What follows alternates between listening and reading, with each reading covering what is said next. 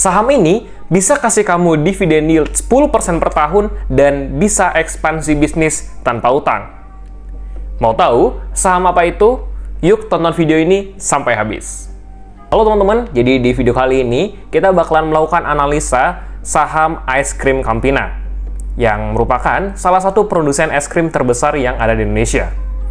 Saya yakin teman-teman di sini sudah banyak yang menggunakan ataupun menjadi konsumen dari es krim Campina ini, dan maka daripada itu, yuk kita bahas sahamnya. Nah, sesuai judul, saham es krim Campina yang siap bikin menggigil. Kenapa bisa bikin menggigil? Nah, nanti kita cari tahu ya jawabannya. Nah, jadi gini. Pertama-tama, kita akan buka dengan quotes dari seorang kakek-kakek legend ini, yang merupakan investor terkaya di dunia. Dia berkata bahwa if you don't find a way to make money while you sleep, you will work until you die.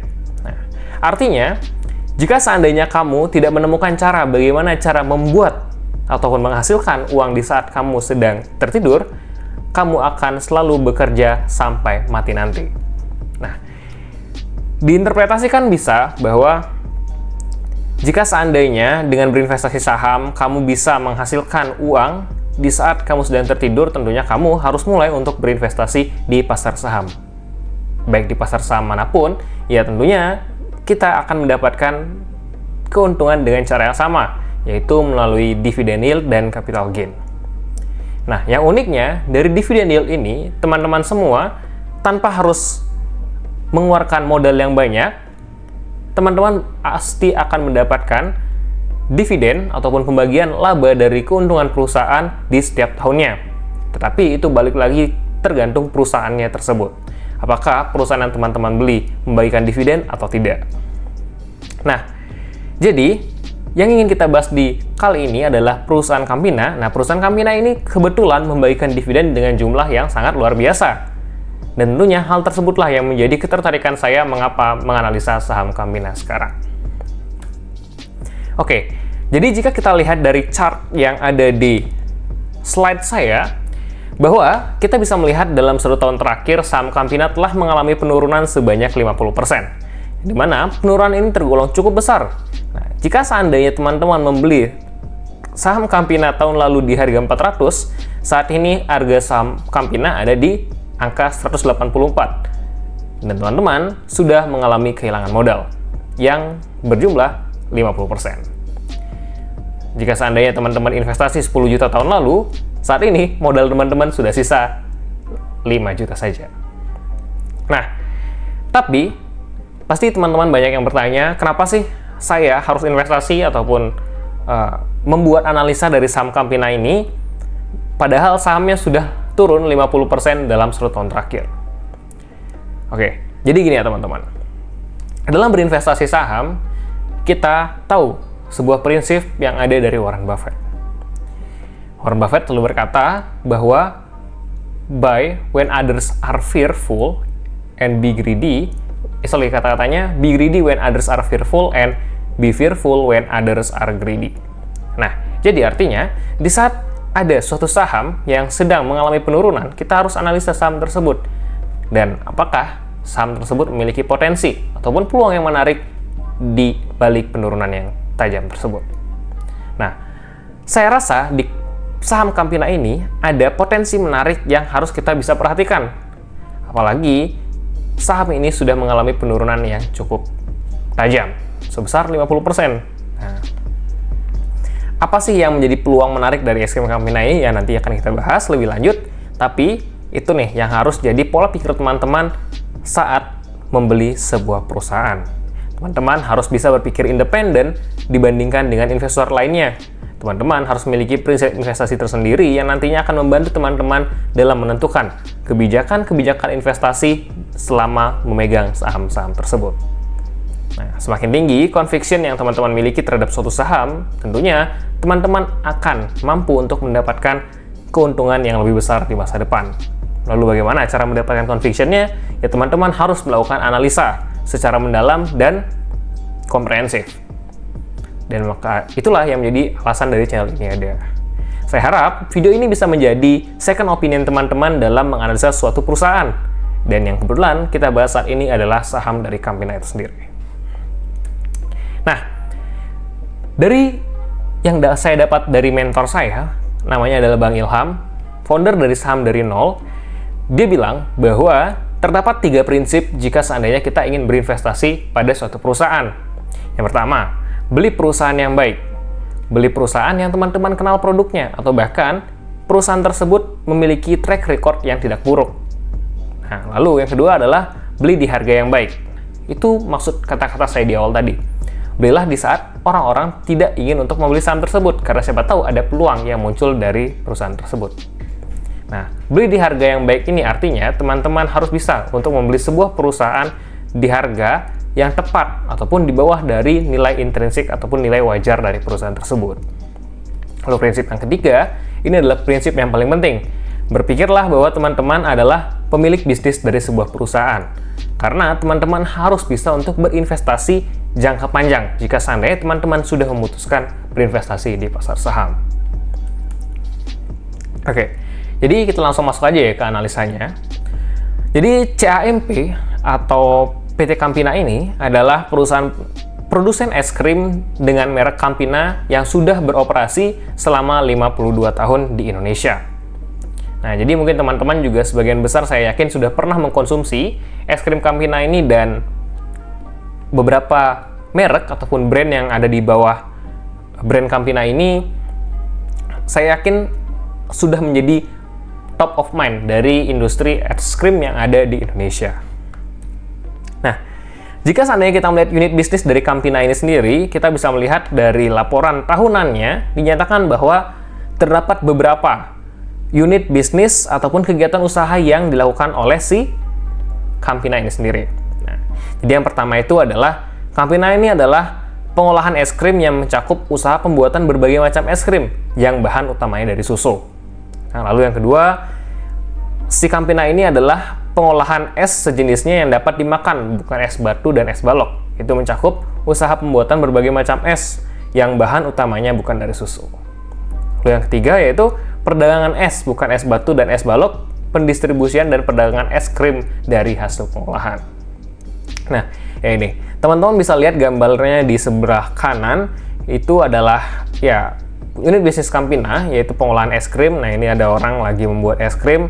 Jadi ya seperti itulah salah satu unit bisnis Campina. Dan yang kedua itu adalah perdagangan es krim. Nah, jadi di sini ada mobil Campina. Jadi ya kita melihat bahwa ya Campina ini didistribusikan ke berbagai macam perusahaan-perusahaan retail, ke toko-toko yang ada teman-teman ketahui. Nah, di sanalah salah satu juga unit bisnis dari Campina, selain memproduksi es krim Campina itu sendiri ya teman-teman. Nah, lalu jika seandainya teman-teman ingin membeli suatu perusahaan, teman-teman harus tahu produk dari perusahaan tersebut. Nah, ini adalah produk-produk dari Campina. Jadi kita bisa melihat bahwa ada sebagian produk yang biasanya sudah kita kenal nih, ataupun jangan-jangan teman-teman sudah menjadi consumernya. Nah, kalau saya sendiri, saya sangat suka dengan es krim Cornetto ya teman-teman. Nah, ini ada Cornetto, mini Cornetto, ada coklat dan strawberry ya. Saya sukanya rasa coklat, karena saya rasa itu rasanya yang enak banget, dan ya harganya ya lumayan affordable lah. Dan saya juga suka hula-hula, karena hula-hula yang khususnya yang kacang hijau ini enak banget ya teman-teman, atau mungkin teman-teman punya rekomendasi es krim Campina yang lainnya.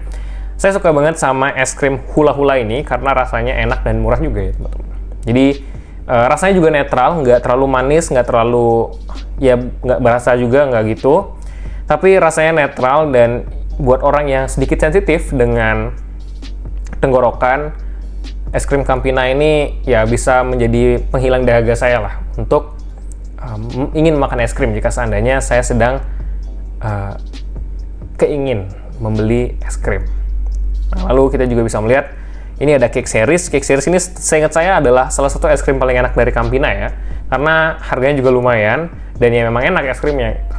Lalu yang biasanya terkenal itu ada di ini ya. Yang ini juga murah banget nih teman-teman. Yang es krim yang bulk 5 liter dan bulk 8 liter. Ini es krimnya murah banget. Seingat saya itu harganya sekitar 300 ribuan.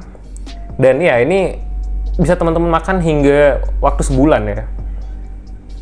Dan mungkin jangan-jangan saat edisi bulan Ramadan kemarin teman-teman sudah mungkin udah ikut nih untuk merasakan produk-produk dari Campina ini. Nah, setelah kita tahu produknya, kita lanjut lagi untuk mengetahui struktur kepemilikan dari saham Campina ini. Nah, PT Campina Ice Cream Industry. Berdasarkan struktur tersebut, Bapak Sabana Prawira Jaja yang memiliki 83,94% kepemilikan saham perseroan, merupakan pemegang saham utama PT Campina Ice Cream Industry Tbk. Nah, buat teman-teman yang belum tahu siapa Bapak Sabana Prawira Jaja ini, jadi Pak Sabana Prawira Jaja ini adalah pemilik dari Ultra Jaya ya teman-teman. Nah, jadi mungkin salah satu konglomerasi bisnisnya itu adalah Campina, dan ya Campina adalah sister company dari Ultra Jaya. Nah, kita juga tahu bahwa track record Pak Sabana ini sangat bagus di perusahaan-perusahaannya. Jika kita melihat Ultra Jaya, jika kita melihat Campina, itu adalah dua perusahaan yang memiliki mood dengan sangat bagus dan brandnya rata-rata berhasil nih untuk menjadi top of mind di industrinya masing-masing. Ya, dan juga jika seandainya kita melihat struktur kepemilikan dari saham Campina ini, terdapat pemilik mayoritas yang jumlahnya cukup besar, yang artinya si pemilik perusahaan yakin nih dengan perusahaan yang dimiliki ataupun dengan Campina ini sendiri. Nah, saya yakin Pak Sabana Prawira Jaja ini adalah pebisnis yang baik, pebisnis yang bagus, dan saya rasa sebelumnya tidak ada kasus hukum ya yang berkaitan dengan Pak Sabana Prawira Jaja ini. Dan itu juga merupakan salah satu checklist yang harus kita centang saat memilih ataupun menganalisa sebuah perusahaan. Nah, setelah kita tahu kepemilikan saham dari si Campina ini, lalu kita bisa lanjut ke membaca laporan tahunannya. Nah, sebenarnya dari slide ini yang paling penting itu untuk teman-teman baca adalah ini, yang udah saya garis merahin, bahwa perubahan tersebut sangat mempengaruhi industri es krim karena produk es krim tidak termasuk dalam kelompok kebutuhan pokok, melainkan kebutuhan tersier. Yang perlu teman-teman ketahui di awal adalah es krim itu adalah produk tersier ya teman-teman, bukan produk pokok ataupun kebutuhan pokok.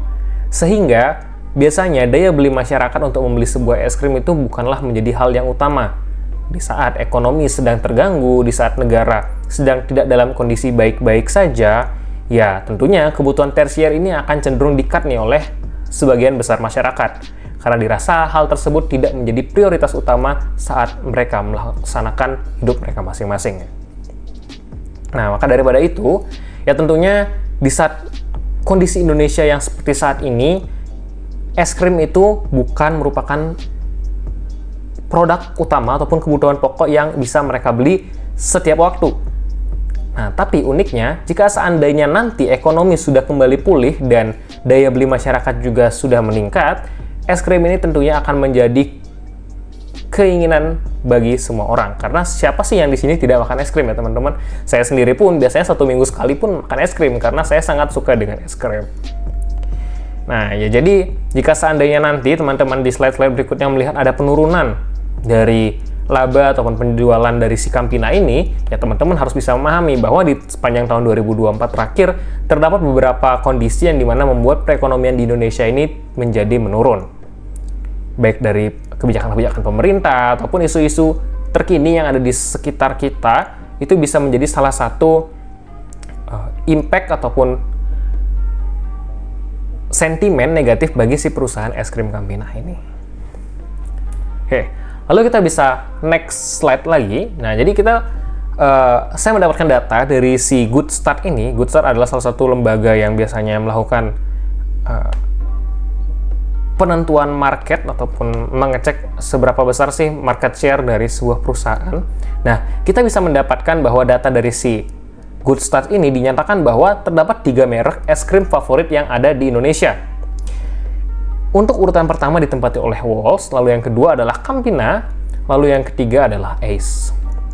Nah, dari sini kita bisa ketahui bahwa si Campina ini adalah salah satu top of mind industri es krim yang ada di Indonesia. Dan tandanya itu adalah sangat bagus, karena sangat susah bagi perusahaan untuk bisa menjadi top of mind di industrinya masing-masing. Jika seandainya perusahaan memiliki top of mind yang sangat bagus, ataupun dikenal produknya oleh masyarakat, artinya perusahaan bisa untuk sustain terhadap perkembangan industri.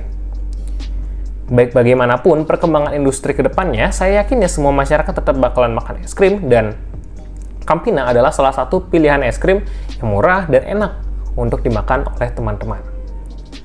Ya, itu adalah salah satu pertanda baik, karena artinya Campina ini bisa bersaing nih untuk produk yang dia miliki. Artinya dengan manajemen yang ada saat ini, manajemen bisa bertahan dan memiliki inovasi-inovasi yang bagus nih terhadap industri es krim dan keberlangsungan dari PT Campina ini. Lalu kita bisa melihat dari struktur revenue Campina. Nah, jika seandainya kita melihat dari laporan keuangan yang sudah annual di tahun 2024 terakhir atau yang sudah disetahunkan, di tahun 2024 si Campina ini mengalami kenaikan dari sisi penjualannya. Tetapi uniknya di laba kotornya si Campina ini mengalami penurunan.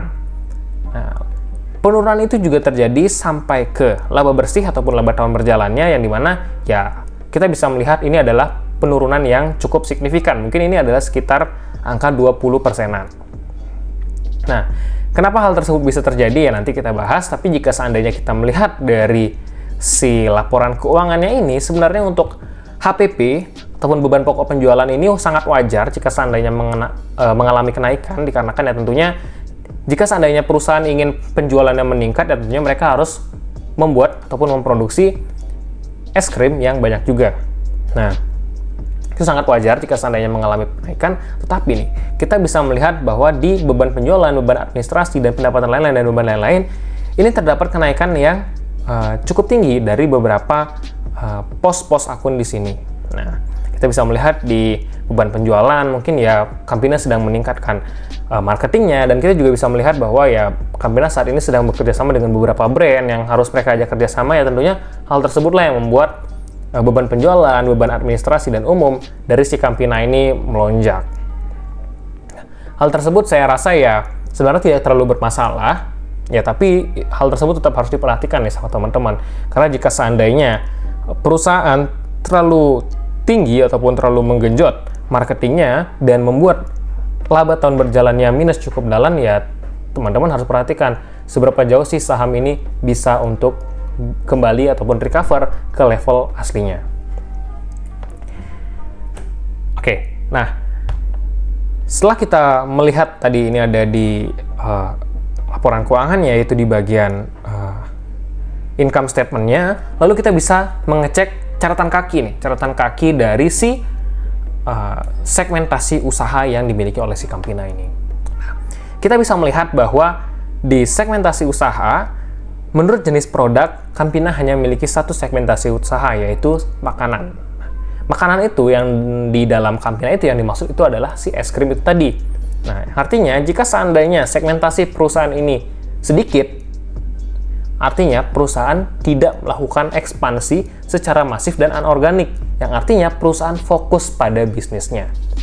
Jika seandainya perusahaan bisa fokus terhadap bisnisnya, ya tentunya kita pengen perusahaan bisa bertahan sebagai seorang top of mind ataupun si pengunggul dari industri es krim ini. Nah, jadi jika kita melihat dari segmentasi usahanya, ya Campina bisa kita bilang cukup baik dan benar-benar fokus nih terhadap bisnis es krimnya.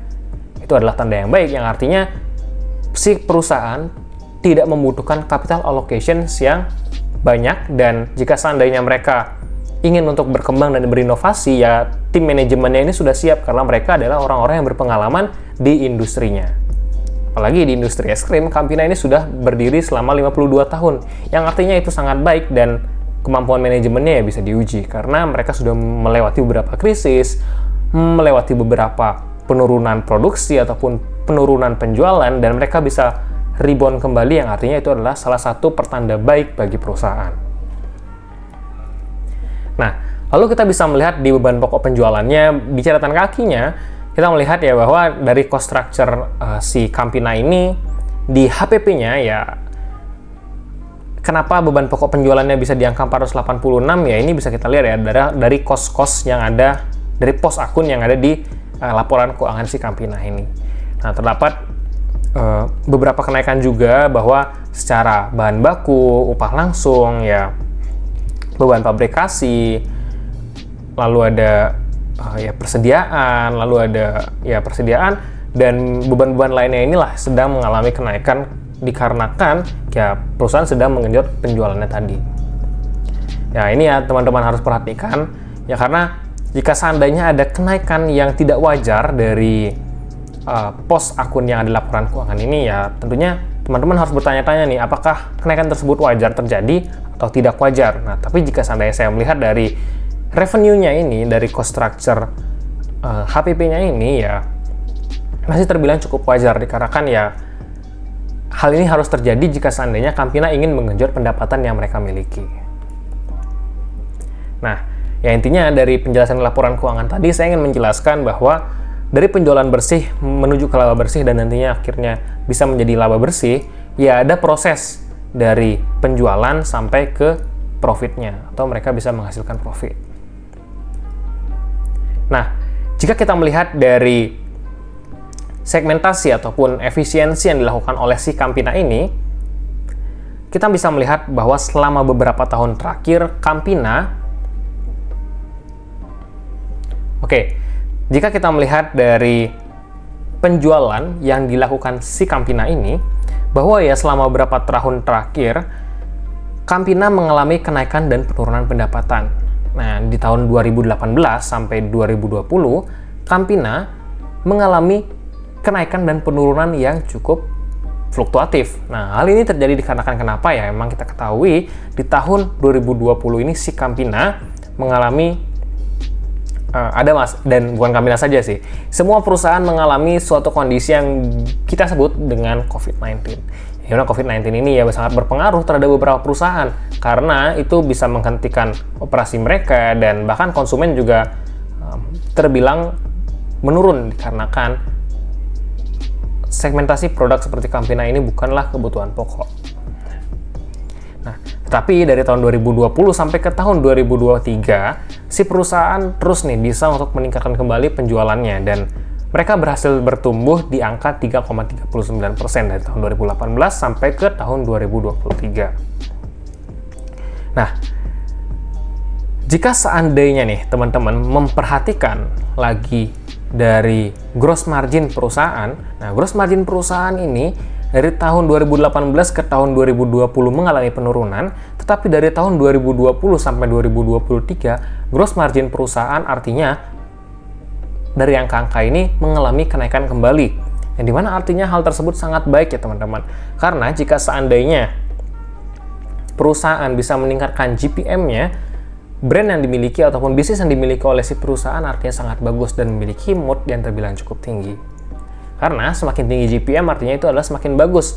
Karena saya yakin dengan GPM yang tinggi, perusahaan yang bisa sustain dalam menghitung cost-cost-nya yang ada di saat mereka melakukan sebuah penjualan ataupun untuk mendapatkan revenue bagi si perusahaan.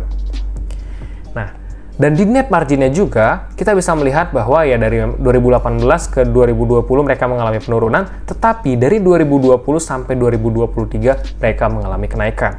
Yang di 2020 angka net margin-nya itu sebesar 4,6%, di tahun 2023 ini net margin dari si Campina sudah naik ke angka 11,2%. Kenaikan ini terbilang bagus dikarenakan apa? Artinya perusahaan berhasil melakukan efisiensi terhadap unit-unit bisnisnya.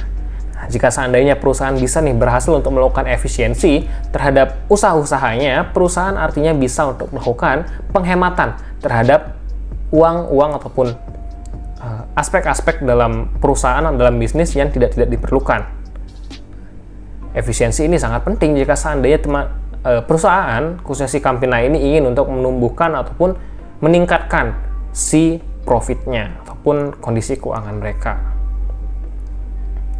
Nah, tetapi nih sayangnya teman-teman, di tahun 2024 kemarin, perusahaan mengalami penurunan dikarenakan beban penjualan dan administrasi yang meningkat. Yang dimana hal tersebut saya rasa cukup aneh, tetapi ya mau tidak mau harus dipungkiri bahwa ya memang di 2024 kemarin terjadi beberapa hal yang saya yakini hal tersebut berdampak lah secara langsung dan tidak langsung terhadap Campina. Ya seperti saya katakan tadi di awal ya, di tahun 2024 terjadi beberapa kondisi yang dimana membuat masyarakat mengalami penurunan dari segi daya beli mereka. Nah, ini juga jika kita melihat data dari si Campina ini ya, kita bisa melihat bahwa si Campina, jika kita melihat di laba bersih yang dapat diatribusikan ke pemilik atau pemegang saham, ya laba bersih mengalami penurunan sebesar minus 23,8%. Berbeda dari tahun 2023 kemarin yang sebagian besar akun dari income statement ini mengalami kenaikan. Nah, penurunan ini terjadi karena kenapa ya? Tentunya penurunan ini terjadi dikarenakan terdapat beberapa pos seperti yang saya katakan tadi dari segi beban penjualan dan beban administrasi itu mengalami kenaikan. Kenaikannya dikarenakan kenapa? Ya, kita juga tidak tahu ya tentunya, tapi kita bisa pungkiri bahwa ya perusahaan sedang ingin untuk mengenjot pasar-pasar baru dan mereka harus meningkatkan marketing mereka untuk bisa mendapatkan segmentasi-segmentasi baru yang ada di pasar-pasar tersebut. Nah, hal tersebut juga yang menyebabkan rasio profitabilitas yang tadi saya sampaikan dari JPM dan NPM-nya itu juga ikut mengalami penurunan. Yang dimana di tahun 2023 kemarin JPM mereka ataupun gross profit margin mereka ada di angka 59% dan di tahun 2024 GPM mereka ada di angka 58%. Sudah mengalami penurunan 1%. Nah, tetapi di NPM-nya mereka mengalami penurunan cukup dalam. Di tahun 2023 kemarin, NPM mereka ada di angka 11,2%, dan di tahun 2024, NPM mereka ada di angka 8,4%. Nah, ini adalah hal yang paling menarik dari si perusahaan Campina ini, dikarenakan Campina menawarkan dividen yield yang sangat besar, yaitu ada di angka 10%, dan itu juga konsisten dibagikan dari tahun ke tahun. Nah, dari tahun 2021, dividen yield Campina adalah 10%, lalu di 2022 itu ada 5%, di tahun 2023 itu ada di 10%, dan lalu di 2024, dividen yield-nya ada di angka 10%. Nah, yang dimana dividen yield besar ini, artinya perusahaan itu sangat berkomitmen nih, ingin menjalin hubungan baik dengan para investornya, karena investornya ini rajin nih untuk dikasih uang cash, fresh cash dari perusahaan untuk digunakan ke kebutuhan investor masing-masing. Nah, jadi intinya kita bisa harapkan bahwa di tahun-tahun berikutnya si Campina jika seandainya tidak mengalami penurunan kinerja yang cukup parah ataupun penurunan kinerja yang konsisten, ya kita bisa berharap bahwa jika seandainya labanya tetap sama seperti tahun-tahun sebelumnya, ya perusahaan bisa memberikan dividen sebesar 10,8%. Angka 10,8% ini sudah 3 kali lipat dari deposito dan 2 kali lipat dari obligasi. Dimana artinya hal tersebut sangat menarik ya teman-teman. Kapan lagi nih kita investasi saham dikasih dividen uang fresh setiap tahunnya sebesar 10%. Nah, selain itu juga si Campina ini, selain dividen yang besar, Campina ini juga tidak memiliki utang dengan si bank ataupun perbankan. Dimana artinya perusahaan ini bisa melakukan ekspansi tanpa harus memanfaatkan utang dari perbankan. Karena seperti yang kita ketahui, perbankan itu biasanya mengeluarkan bunga, dan bunga itu harusnya menjadi beban bagi si perusahaan. Nah, karena untungnya si Campina ini tidak memiliki utang sedikit pun, artinya si perusahaan bisa nih untuk melakukan ekspansinya dengan menggunakan modal ataupun ekuitas yang mereka miliki. Itu artinya sangat baik ya teman-teman, dan tentunya hal ini akan menarik perhatian beberapa investor, karena sangat jarang perusahaan yang bisa melakukan ekspansi tanpa menggunakan utang. Perusahaan yang bisa ekspansi tanpa menggunakan utang itu sangat baik, karena jika seandainya nanti ada kondisi tertentu yang membuat perusahaan tidak bisa untuk berkinerja secara sustain, ya mereka tentunya tidak akan mengalami dampak ataupun efek yang cukup parah, karena mereka berekspansi menggunakan ekuitas mereka sendiri. Nah, lalu jika kita melihat valuasinya nih teman-teman, jika seandainya kita melihat PE ratio selama 3 tahun terakhir, PE ratio yang ditawarkan oleh Campina saat ini sangat-sangat murah ya teman-teman, ada di angka 11,22 kali. Yang dimana itu adalah terendah selama 3 tahun terakhir. Yang wajarnya si Campina itu ada di PE ratio 16,18 kali. Nah, dari 11 kali sampai ke 16 kali ini ya teman-teman tinggal hitung sendiri ya berapa persen kenaikan dari si potensi kenaikan dari si Campina ini. Lalu untuk PBV-nya juga sama, selama 3 tahun terakhir ini adalah PBV terendah dari si Campina. Ya, PBV wajar dari si Campina ini ada di angka 1,94 atau di 2 kali. Ya, teman-teman tinggal berpikir nih, apakah ini opportunity bagi teman-teman untuk membeli saham perusahaan ini, atau jangan-jangan teman-teman masih ingin hold ataupun wait and see dulu nih terhadap si perusahaan Campina ini.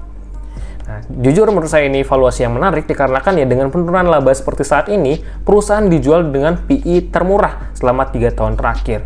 Nah, jika seandainya perusahaan anggap saja mereka hanya mengalami kenaikan laba tanpa mengalami kenaikan PE ratio, ya si perusahaan tentunya akan mengalami kenaikan kinerja harga sahamnya.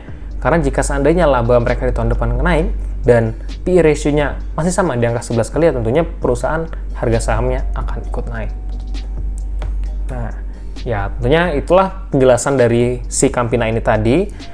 Sebagai penutup, teman-teman kalau ingin kaya ya subscribe rupiah. Video ini hanya bersifat analisa yang saya ingin dapat bagi teman-teman atau saya ingin bagikan kepada teman-teman sebagai second opinion dalam berinvestasi. Dan saya mohon jika seandainya teman-teman ingin melakukan analisa mendalam dari Campina ini, saya persilahkan dan saya sangat haruskan karena saya ini mendapatkan analisa dari Campina ini berdasarkan sudut pandang subjektif saya pribadi. Teman-teman harus bisa berpikir independen dan teman-teman semua juga harus bisa untuk memahami mana sih yang harus dipercaya dari omongan saya dan mana sih bagian yang tidak harus dipercaya ataupun bisa teman-teman kulik-kulik tersendiri. Intinya, saya ucapkan terima kasih bagi teman-teman yang sudah menonton sampai akhir. Jika teman-teman ingin kaya, ingat subscribe rupiah. Dadah!